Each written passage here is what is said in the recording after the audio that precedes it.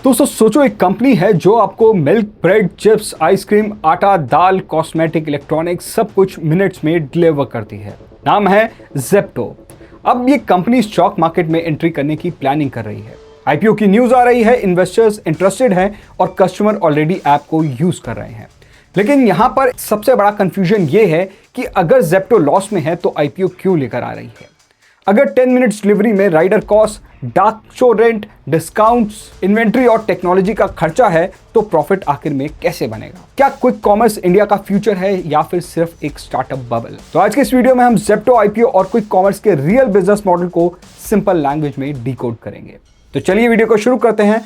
मैं हूं सौरभ और आप देख रहे हैं अनफोल्ड इंडिया, जहां पर हम बिजनेस, इकोनॉमी, स्टार्टअप्स को सिंपल लैंग्वेज में एक्सप्लेन करते हैं। आज का टॉपिक दोस्तों इंपॉर्टेंट इसीलिए है क्योंकि जेप्टो आईपीओ सिर्फ एक कंपनी का आईपीओ नहीं है, ये इंडिया के एंटायर क्विक कॉमर्स मॉडल का एक टेस्ट है। अगर जेप्टो पब्लिक मार्केट में सक्सेसफुल होता है तो Blinkit, Swiggy, Instamart, big basket, Flipkart minutes जैसे प्लेयर के लिए भी ये एक स्ट्रॉन्ग सिग्नल होगा। लेकिन अगर इन्वेस्टर्स को लॉस मेकिंग मॉडल रिस्की लगा तो क्विक कॉमर्स का फ्यूचर क्वेश्चन में आ सकता है। अब बात करते हैं सबसे पहले दोस्तों जेप्टो आईपीओ न्यूज आखिर में क्या है।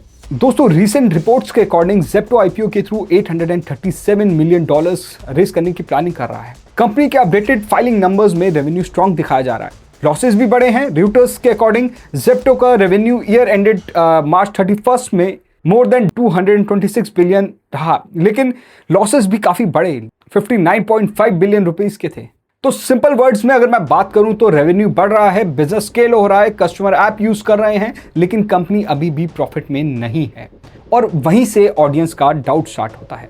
लॉस मेकिंग कंपनी आईपीओ क्यों लेकर आती है? इसका आंसर समझने के लिए पहले आपको क्विक कॉमर्स का मॉडल समझना पड़ेगा। क्विक कॉमर्स असल में होता क्या है? नॉर्मल ई कॉमर्स में आप ऑर्डर करते हो, प्रोडक्ट वेयर हाउसेस से डिस्पैच होता है, कुरियर नेटवर्क से ट्रैवल करता है और डिलीवरी 1 या 2 दिन में आपके घर पे आ जाती है। क्विक कॉमर्स में मॉडल डिफरेंट है। यहाँ कंपनी सिटी के अंदर छोटे वेयर हाउसेस बनाती है, इन्हें डार्क स्टोर बोला जाता है। ये dark store normal retail stores नहीं होते, कस्टमर वहां जाके शॉपिंग नहीं कर सकता, ये ऑनलाइन ऑर्डर्स फुलफिल करने के लिए होते हैं। अगर मैं एग्जाम्पल की बात करूं तो आप गुड़गांव के सेक्टर 56 में रहते हो, आपने जेप्टो से मिल्क और ब्रेड ऑर्डर किए।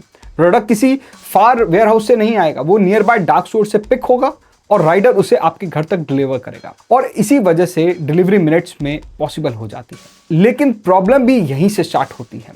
फास्ट डिलीवरी का मतलब है नियर बाय डार्क स्टोर चाहिए, इन्वेंट्री रेडी चाहिए, राइडर्स अवेलेबल होने चाहिए, आपकी टेक्नोलॉजी स्ट्रांग होनी चाहिए और डिमांड प्रेडिक्शन एक्यूरेट होनी चाहिए। अगर ऑर्डर कम है तो कॉस्ट हाई हो जाती है और अगर ऑर्डर ज्यादा है तो कॉस्ट पर ऑर्डर कम हो सकता है। यही क्विक कॉमर्स का रियल गेम है।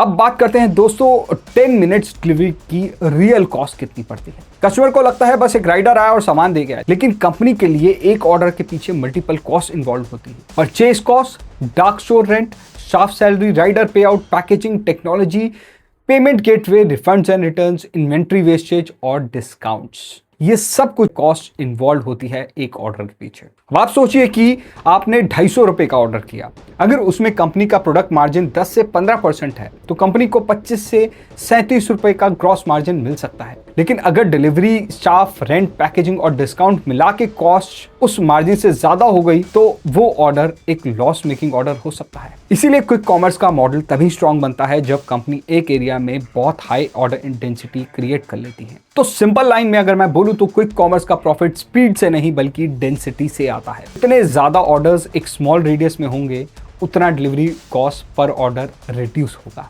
अब आपके मन में ये आ रहा होगा दोस्तों कि फिर जेप्टो पैसे कमाता कैसे है। ये सबसे इंपॉर्टेंट सेक्शन है क्योंकि जेप्टो सिर्फ ग्रॉस मार्जिन से पैसा नहीं कमाता। क्विक कॉमर्स का रेवेन्यू सोर्सेज जो है वो मल्टीपल हो सकते हैं। जैसे कि पहला है प्रोडक्ट मार्जिन। कंपनी प्रोडक्ट को सप्लायर्स या ब्रांड से बाय करती है और कस्टमर को सेल करती है, इसमें मार्जिन मिल जाता है। लेकिन ग्रोसरी में मार्जिन जनरली लिमिटेड होते हैं, इसीलिए सिर्फ ग्रोसरी मार्जिन से क्विक कॉमर्स प्रॉफिटेबल बनाना डिफिकल्ट हो जाता है। दूसरे रेवेन्यू की अगर मैं बात करूं तो प्लेटफॉर्म फी और हैंडलिंग फी। आपने देखा होगा कि कभी कभी स्मॉल प्लेटफॉर्म फी, हैंडलिंग फी या फिर कन्वीनियंस फी चार्ज आपके जो फाइनल इनवॉइस में आपको देखने को मिलता है। ये 3 रुपए, 5 रुपए, 9 रुपए जैसा स्मॉल लगता है, लेकिन जब डेली मिलियंस ऑफ ऑर्डर्स होते हैं तो ये मीनिंगफुल रेवेन्यू बन जाता है। तीसरे रेवेन्यू सोर्स की बात करें तो वो है डिलीवरी फी। कुछ ऑर्डर्स पर डिलीवरी फ्री होती है, कुछ पर वेव्ड ऑफ होती है। Delivery free directly logistic cost जो है उसको रिकवर करने में काफ़ी हेल्प करती है। नेक्स्ट रेवेन्यू सोर्स है ब्रांड एडवर्टाइजिंग। ये क्विक कॉमर्स का पावरफुल रेवेन्यू सोर्स है।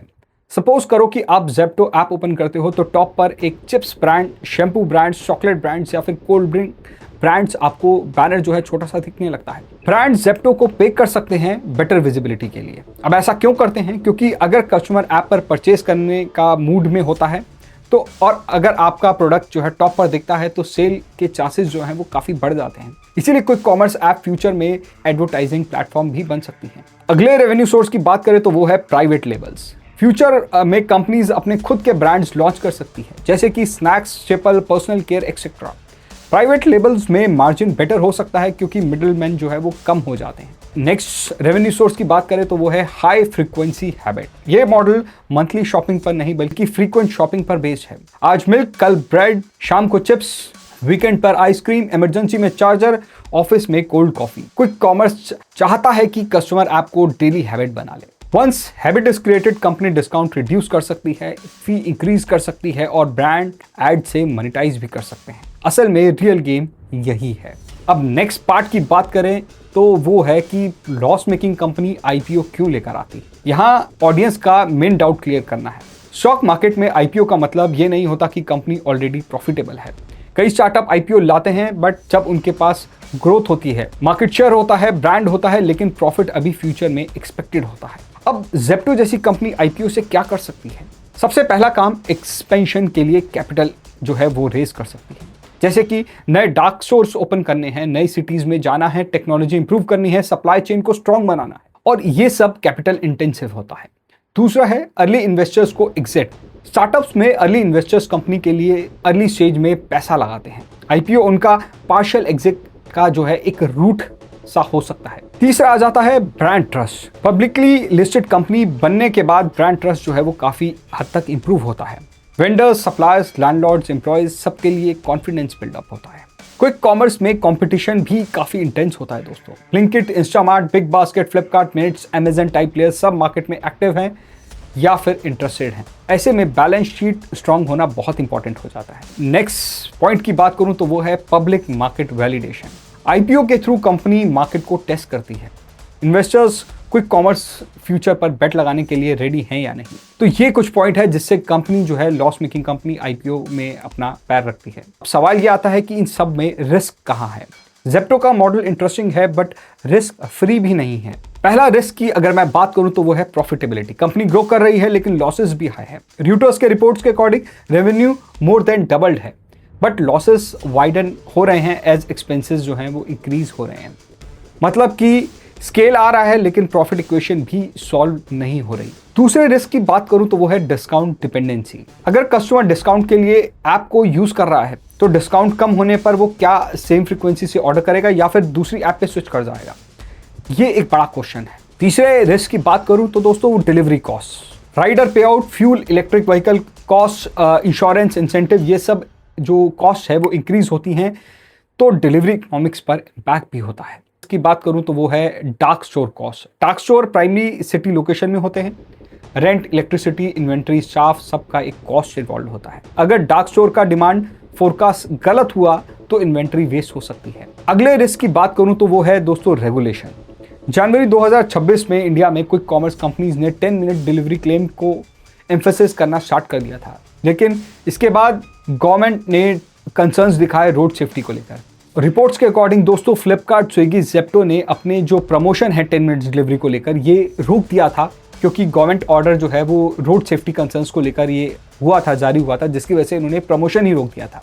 इसका मतलब फास्ट डिलीवरी बंद नहीं हुई थी लेकिन मार्केटिंग क्लेम और वर्कर सेफ्टी पर स्क्रूटनी बढ़ गई थी। अगर फ्यूचर में दोस्तों labour safety, delivery timelines, rider insurance या फिर gig worker welfare rule strict हो जाते हैं तो कॉस्ट स्ट्रक्चर जो है वो चेंज हो सकता है। अब अगले रिस्क की बात करें तो वो है competition. Blinkit already Zepto ecosystem के साथ स्ट्रांग है। इंस्टामार्ट स्विगी के साथ, बिग बास्केट टाटा ग्रुप के साथ, बैकनिंग के साथ स्ट्रांग है काफ़ी। फ्लिपकार्ट, मिनट्स और अमेजन भी कन्वीनियंस कॉमर्स में इंटरेस्ट दिखा सकते हैं। यानी कि जेप्टो का कंपटीशन नॉर्मल कंपटीशन नहीं है, ये एक डीप पॉकेट कंपनीज के अगेंस्ट फाइट है। अब बात करते हैं दोस्तों अगले पार्ट की, यानी कि क्विक कॉमर्स बबल है या फिर एक फ्यूचर। ये सबसे बड़ा क्वेश्चन है कि क्विक कॉमर्स का फ्यूचर मतलब सही डायरेक्शन में है या फिर एक बबल है। तो आंसर सिंपल नहीं है इसका। क्विक कॉमर्स फ्यूचर हो सकता है बट हर कैटेगरी में नहीं हो सकता। Milk, bread, eggs, fruit, snacks, medicine like essential personal care, urgent electronic accessories, इन कैटेगरीज में क्विक कॉमर्स स्ट्रांग हो सकता है, लेकिन हर प्रोडक्ट 10 मिनट में डिलीवर करना ज़रूरी नहीं है। एग्जाम्पल की बात करें, अगर मुझे फ़ोन का कवर चाहिए, may be quick delivery useful हो सकती है, लेकिन मुझे वॉशिंग मशीन चाहिए, 10 मिनट्स डिलीवरी का कोई सेंस नहीं बनता। सो फ्यूचर लाइकली ये होगा कि डेली एसेंशियल क्विक कॉमर्स पर शिफ्ट होंगे, plan purchases normal e commerce पर ही रहने वाले हैं, लार्ज आइटम्स जो हैं ट्रेडिशनल रिटेल्स या फिर ई कॉमर्स पर ही चलेंगे।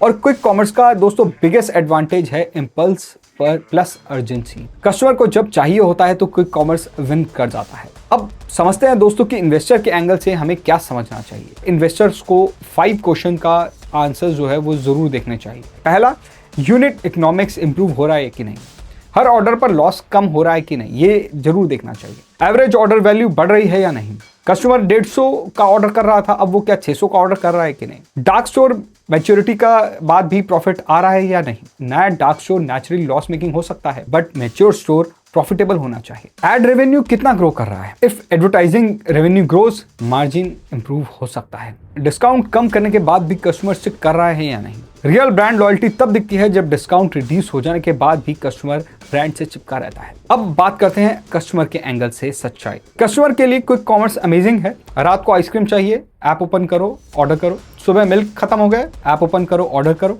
गेस्ट आ गए हैं, फोन चार्जर चाहिए। सब केसेस में आपको एक कन्वीनियंस नजर आती है और जो कि रियल भी है।